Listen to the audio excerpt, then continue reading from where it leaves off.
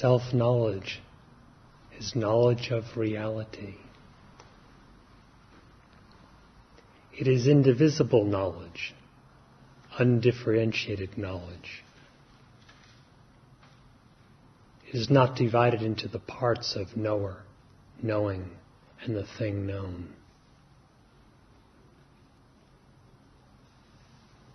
If you do not know yourself, what is it then that you regard as reality?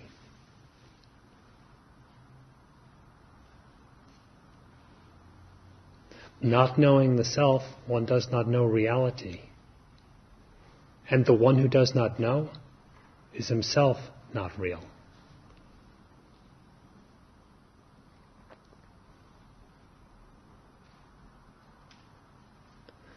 Knowledge of the self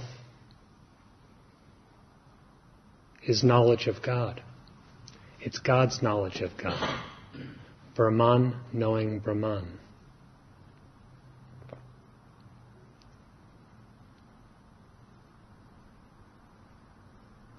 If there is not knowledge of the self, then the knowledge or conception of God is, as the Maharshi says, merely a mental image. Similarly, if you conceive of yourself, know yourself in that sense, as anything other than that absolute called God or Brahman, then that is only a mental image and not a true definition of yourself.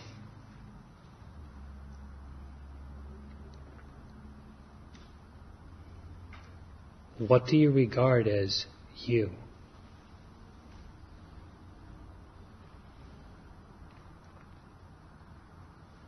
And how do you determine what is real?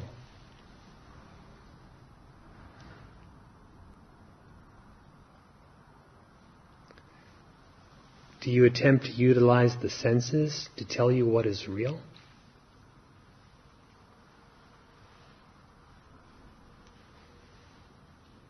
Or do you consider what you think to be so?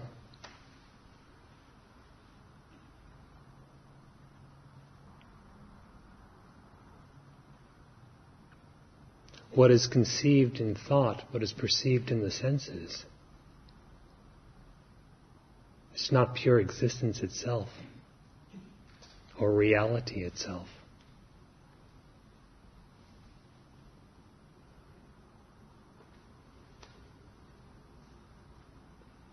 What we think is not the reality. It's merely what we think.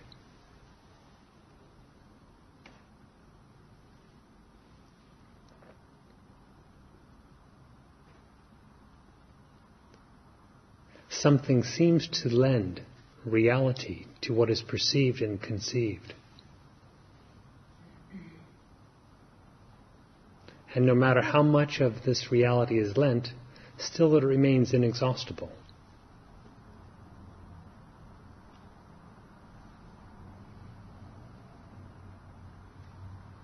The perceived and the conceived depend utterly on it, yet it does not depend on anything perceivable or conceivable.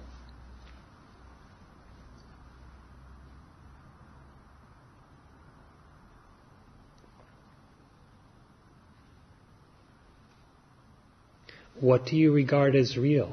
Or how do you determine what is real?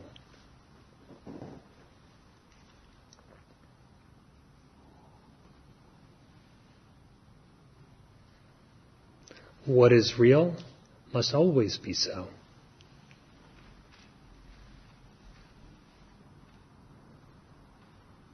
Similarly, what is unreal actually always is so.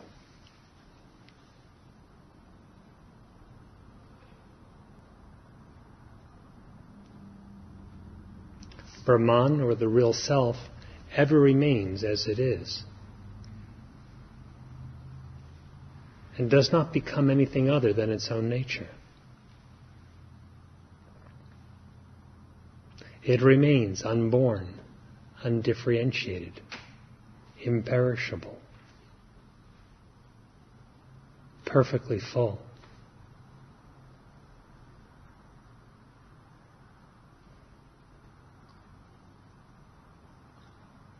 Hence the Vedic mantra begins Om Purnamada. That is perfectly full.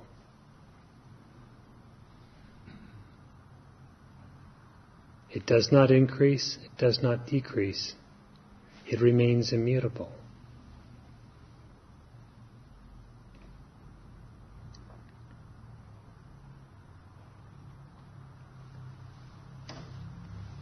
If you examine your experience finely,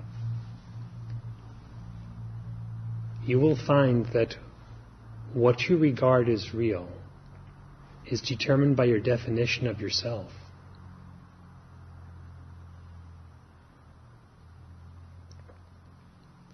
So if the definition of yourself be a body, then you will use the senses as the determinant of reality, and you will consider phenomena external and as if real.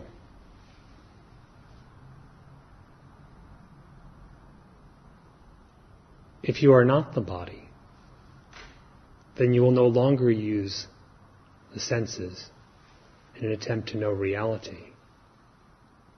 And then what exists?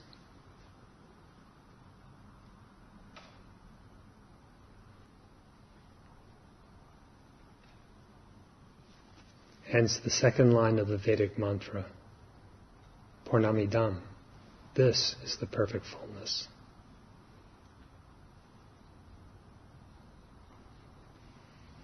This refers to anything experienced, anything perceived, anything conceived at any time.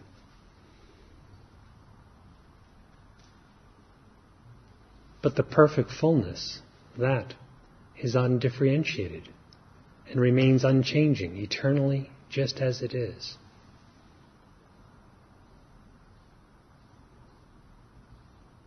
So it does not actually become anything other than what it is.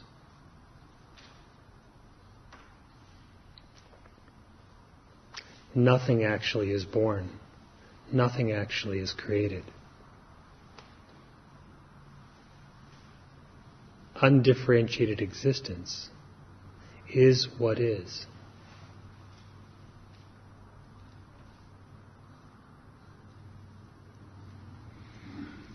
If the conception of being a body, or being a mind, or being a separate individual entity or ego, is abandoned, that undifferentiated existence knows itself just as it is, with a knowledge that is innate.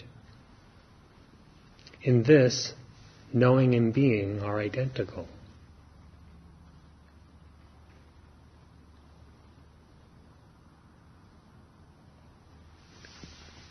Question yourself, what do you regard as you?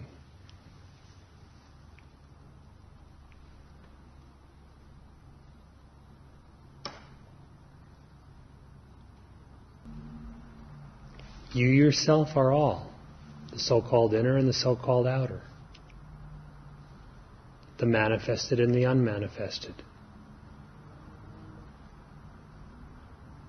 the beginning, the middle, and the end. What in truth are you?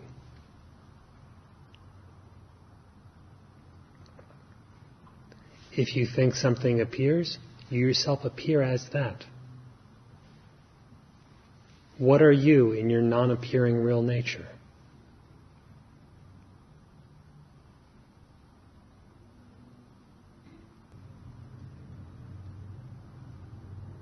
If you think of something, you only think of yourself.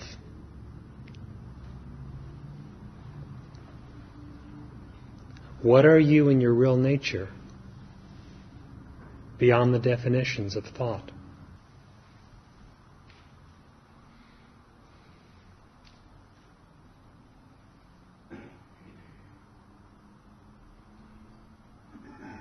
If you know yourself, you yourself are that perfect fullness.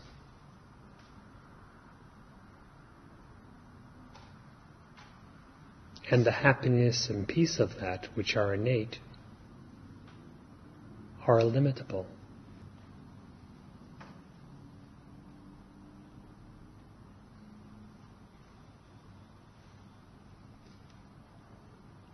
in the attempt to know yourself, who is it that is striving to know himself?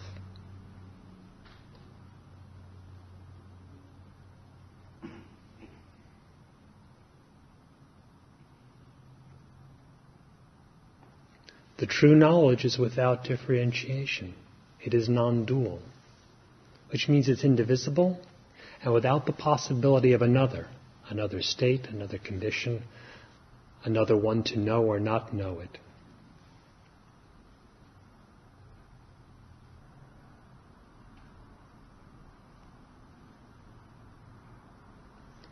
If the one who desires earnestly to know the self inquires into his own nature, there remains only one indivisible self, and there is no ignorant individual to be found. Where there's no ignorant individual, there is no delusion. Where there is no delusion, there is no possibility of bondage. Where there is no bondage, there is no possibility of suffering.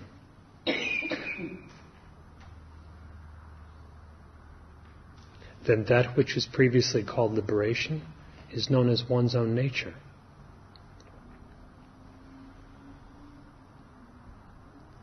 If your definition of yourself is as a mental being, just as one would have a definition as being a bodily being, then you may dwell in states such as waking, dreaming, and deep sleep, and modes of mind of any kind. But if that is not your definition, then for you there are no states, no mental modes, no mental conditions.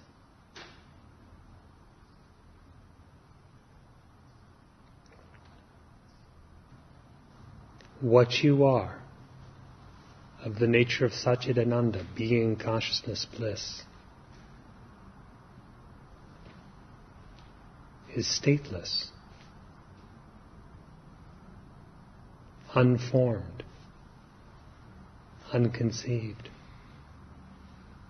bodiless, forever unsensed, unborn, and imperishable.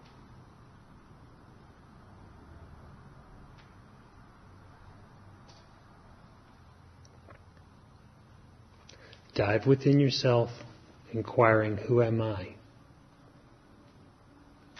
Resolve any delusion of a differentiated identity. And find yourself as being the knowledge itself. And if you have a question at any point, please feel free to ask. Or if you wish to relate your own experience, please feel free to speak.